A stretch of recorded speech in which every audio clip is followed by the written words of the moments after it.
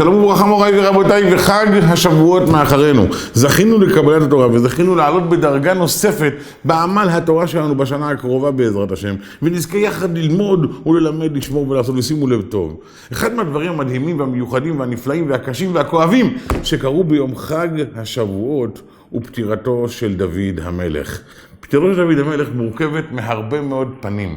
יש בה גם את הפן הנפלא והטוב של תינוק שהיה אמור למות כנפל וזכה ל70 שנות מתנה מהקדוש ברוך הוא. יש בה גם את החיים הסוערים של דוד המלך, את החיים היפים בסוף ימי חייו, כאשר הוא היה מלך ישראל בשלטון ללא מצרים, ואת יום מותו שחל בדיוק ביום הזה, שבעיתו ובזמנו היה ביום השבת. כלומר, יום פטירתו המקורי של דוד המלך היה ביום חג השבועות שחל בשבת. הגמרא במסכת שבת דף ל עמוד ב' מספרת שדוד המלך שאל את הקדוש ברוך הוא מתי יהיה יום מותו.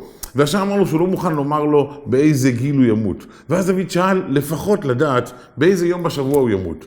והקדוש ברוך הוא אמר לו שזה יקרה ביום שבת. מאותו יום דוד המלך היה מקדיש את ימי השבת ללימוד תורה ללא הפסקה, כך שמלאך המוות לא יוכל לשלוט בו, כי מלאך המוות לא יכול לשלוט לעולם באדם שעמל ודבק בתורה הקדושה. ביום השבת האחרון לחייו ניסה מלאך המוות לגשת לדוד ללא הצלחה, וכאשר הוא הצליח להסיח את דעתו על ידי שהוא נענה את העצים בחצר בוסתנו של דוד המלך קם מהמקום תוך כדי לימוד תורה והלך לבדוק מה קורה עם העצים שלו.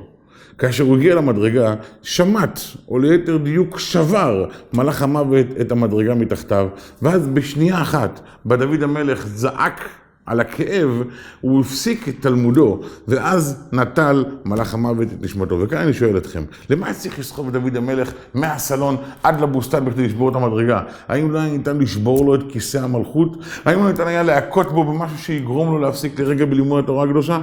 אתם יודעים מה התשובה?